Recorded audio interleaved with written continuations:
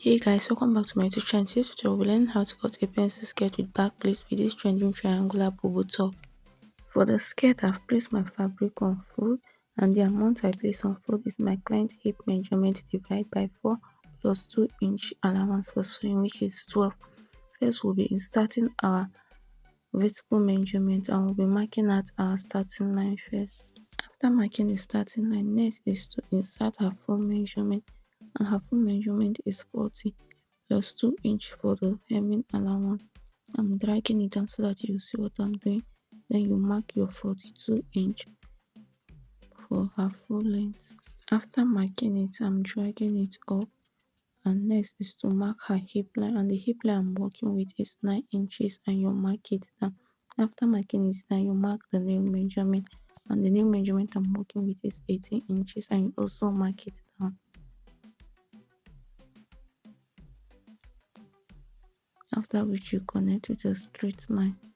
Next is to input her body measurement, and her waist is 30 inches divided by 4 is 7.5 inch, then plus 2-inch sewing allowance. I'll be using half inch to turn the lining and 1.5 inch for sewing allowance. For her hip measurement, her hip is 40 inches. 40 inches divided by 4 is 10 inches plus 2-inch for sewing allowance, and you mark it down. For the nail line, you first check what you have on your hip line minus 1 inch. I'm having 12-inch minus 1 inch is 11 inches, and we'll be placing it on the nail line. You place your tape on the nail line and you mark out your 11 inch. If you want it to be tight, you can as well mark out 1.5 inch for a figure 8 shape. For the hemline, let me drag it up so that you see what I'm doing. For the hemline, you also minus 1 inch from what you got from the nail measurement, and what we got was 11 inches minus 1 inch is 10 inches. That is what I place on the hemline and I mark it down. After which you connect the points together. Below the hip line, I will be marking 2 inch and you connect it, and you connect to the nail line. Make sure you are connecting it properly, connect all the points.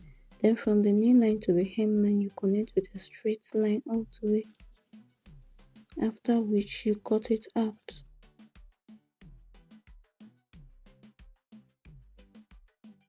And that's all for the front piece. We'll be using the front piece to cut out the back piece.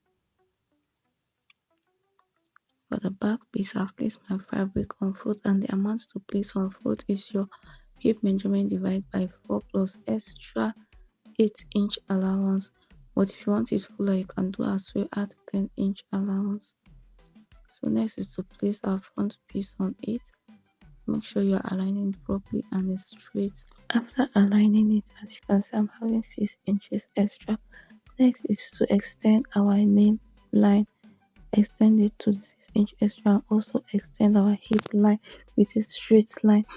This is me checking if my lines are straight, and I just have to adjust it a little. Next is to mark 1.5 inch on the waistline and 2 inch on the hip line to have our boot contour, and on the lean line we'll be marking 1.5 inch. You can as well mark 1 inch if you want to have that figure 8 shape. Next is to connect the points together with the line. You just connect it together. Then on the nail line, you come in with 1 inch and you curve it this way. Just take a look at what I'm doing and you cut it out. Look at where I'm cutting. After cutting it out, this is what it's looking like. We are done with the skirt part, so let's cut out the top. For the top, the length I'll be working with is 38 inches, and the fabric is on fold. I'll be working with 38 inches. Next is to fold it again into 2 to make it 4. So fold it again into 4. After folding, next is to mark out our top length, which is 38 inches, and you mark it all through. After marking it, you cut it out. Next is to slit through our shoulder opening. We'll separate the back from the front. That's what I'm doing. After cutting it out, you remove the back from the front. After removing it, you fold it back again. That's the back piece. You fold it back again. After folding, next is to mark at a 1.5 inch for zipper allowance, and you mark it all through and you connect with a straight line. Next is to place your front piece on the back piece, starting from the 1.5 inch you mark, and you can see now the back is longer than the front is longer than the back because of the zipper allowance we took. Next is to insert our neckline, and for the depth of the front neckline we'll be using 3.5 inch, and you mark it out 3.5 inch, and for the width I'll be using 4 inches, and I mark it down. Mark your 4 inches down and you connect it. Then you go in with half of 1 inch, you come in with 1 inch and you connect it with a curve. For the back neckline, the depth I'll be using is 2.5 inch, and you mark it down and you connect it to the 4 inch we mark on the front neckline with a curve. After curving it, next is to turn the material. You flip it the other way and you cut out the excess, the 1 inch longer, and you cut it out. After cutting it out, you turn it back and we'll be marking out the length of the sleeve. So the length of the sleeve of my client I'm working is 30 inches, and you start your measurement from where you mark out your zipper allowance is 30 inches. The material is not enough, so I'll be using my table to show you the illustration. From the 30 inches, you slant it to the end with a straight line. You just connect it to the end with a straight line from the 30 inches you mark. So just take a look at what I'm doing. The way I'm slanting from that 30 inches, you just slant it all the way down to have that triangular shape.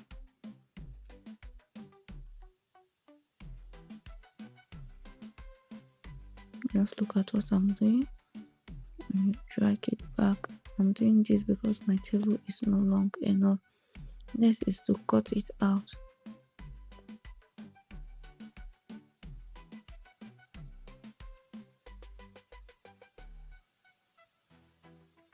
You cut it out, cut it through. After cutting it out, the piece we cut out, we'll be using it to join to the other part to complete the sleeve length. So you just arrange it, make sure they are equal, and you place it 1/2 inch on the material. Just place it 1/2 inch on it and you cut it. Sorry, I didn't notice my camera stopped recording, and this was after I cut it. But before cutting it out, I added 1/2 inch to the other part and cut it out. I also went ahead to cut out my neckline. So this is what we cut out. You place it on the material 1/2 inch, and this is what it's looking like. You can see the down part I added 1/2 inch so that when I join it, it won't be short. I also went to remove the zipper pouch at the back. I went down by 15 inches and marked at 1/2 inch and I cut it out. So thank you for watching this video to the end. If you enjoyed, don't forget to comment. Please subscribe to my channel. Click on the notification bell to get notified whenever I drop a new video. Bye.